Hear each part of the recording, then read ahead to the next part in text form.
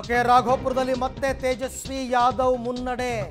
20ನೇ ಸುತ್ತಿನಲ್ಲಿ 3523 ಮತಗಳ ಮುನ್ನಡೆ ಕಾಯ್ದುಕೊಂಡಿದ್ದಾರೆ ತೇಜಸ್ವಿ ಯಾದವ್. ಸತೀಶ್ ಕುಮಾರ್ ಬಿಜೆಪಿ ಅಭ್ಯರ್ಥಿಯ ವಿರುದ್ಧ ಇಲ್ಲಿ ತನಕ ಹಿನ್ನಡೆಯಲ್ಲಿದ್ದರು ತೇಜಸ್ವಿ ಯಾದವ್. ಈಗ 3500 ಮತಗಳ ಮುನ್ನಡೆಗೆ ಬಂದಿದ್ದಾರೆ. ರಾಘೋಪುರ್ ಅಂತಕ್ಕಂಥದ್ದು ಅದು ಯಾದವ್ ಕುಟುಂಬದ, ಅಂದರೆ ಲಾಲು ಪ್ರಸಾದ್ ಯಾದವ್ ಕುಟುಂಬದ ಭದ್ರಕೋಟೆ. ಆ ಭದ್ರಕೋಟೆಯಲ್ಲಿ ಈಗ ತೇಜಸ್ವಿ ಯಾದವ್ ಮತ್ತೆ ಮುನ್ನಡೆಗೆ ಬಂದಿದ್ದಾರೆ. ಹಾವು ಏಣಿ ಆಟ ನಡೀತಾ ಇದೆ ಇಲ್ಲಿ. ಒಂದು ರೌಂಡಲ್ಲಿ ಇಳಿಯೋದು, ಒಂದು ರೌಂಡಲ್ಲಿ ಏರೋದು, ಒಂದು ರೌಂಡಲ್ಲಿ ಇಳಿಯೋದು, ಹೀಗೆ ಮೇಲೆ ಕೆಳಗೆ ಆಗ್ತಾನೇ ಇದೆ. ಅಂತಿಮವಾಗಿ ರಿಸಲ್ಟ್ ಡಿಕ್ಲೇರ್ ಆಗಬೇಕು. ಈಗ ಮಹಾಗಠಬಂಧನ್ನ ಮುಖ್ಯಮಂತ್ರಿ ಅಭ್ಯರ್ಥಿ ತೇಜಸ್ವಿ ಯಾದವ್ ಅವರೇ ಸೋತ್ರೆ ಅದು ವಿಪರೀತವಾದ ಹಿನ್ನಡೆ. ಅದು ಈಗ ಸದ್ಯಕ್ಕೆ ಅವರು ಮುನ್ನಡೆಯಲ್ಲಿದ್ದಾರೆ. 3523 ವೋಟ್ಗಳ ಮುನ್ನಡೆ.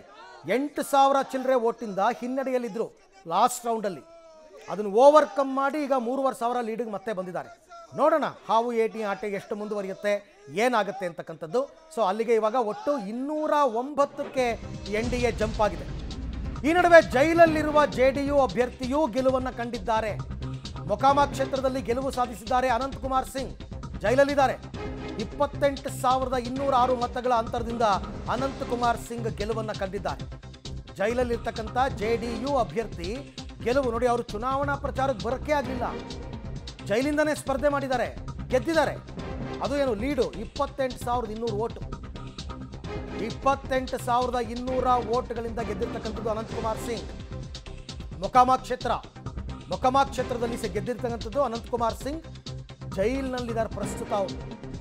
ಜನ ನಂಬಿಕೆ ಅನ್ನೋದನ್ನು ಇಟ್ಕೊಂಡ್ಬಿಟ್ರೆ ನೀವು ಜೈಲಲ್ಲಿದ್ದರೂ ಗೆಲ್ಲಿಸ್ತಾರೆ, ಹೊರಗಡೆ ಇದ್ದರೂ ಗೆಲ್ಲಿಸ್ತಾರೆ. 24 ಗಂಟೆ ಜನಸಂಪರ್ಕದಲ್ಲೇ ಇರ್ತಕ್ಕಂಥವ್ರನ್ನ ಸೋಲಿಸ್ಬಿಡ್ತಾರೆ. ಇದೆಲ್ಲವೂ ಕೂಡ ಬ್ಯೂಟಿ ಆಫ್ ದಿ ಡೆಮೋಕ್ರಸಿ ಅಂತ. Beauty of the democracy. ಅವ್ರ ಬಗ್ಗೆ ಏನೋ ವಿಪರೀತವಾದ ನಂಬಿಕೆ ಇದೆ, ಆ ನಂಬಿಕೆಯಿಂದನೇ ವೋಟ್ ಹಾಕಿದ್ದಾರೆ. ಅದು ಏನು 500,000ದಿಂದ ಗೆದ್ದಿರೋದಲ್ಲ, 28,000 ವೋಟಿಂದ ಗೆದ್ದಿರೋದು. NDA ಗೆಲುವನ್ನು ಸಂಭ್ರಮಿಸ್ತಾ ಇದ್ದಾರೆ ದೇಶಾದ್ಯಂತ. ಕರ್ನಾಟಕವೂ ಸೇರಿದಂತೆ, ಬೆಂಗಳೂರು ಸೇರಿದಂತೆ ಬಹುತೇಕ ರಾಜ್ಯಗಳಲ್ಲಿ ಬಿಜೆಪಿ ಗೆಲುವನ್ನು ಸಂಭ್ರಮಿಸ್ತಾ ಇದ್ದಾರೆ ಕಾರ್ಯಕರ್ತರು. ಇದು ಕೂಡ ಅಭೂತಪೂರ್ವ ಗೆಲುವು. ಹಾಗೆ ನೋಡಕ್ಕೆ ಹೋದರೆ ಅಭೂತಪೂರ್ವ ಗೆಲುವು.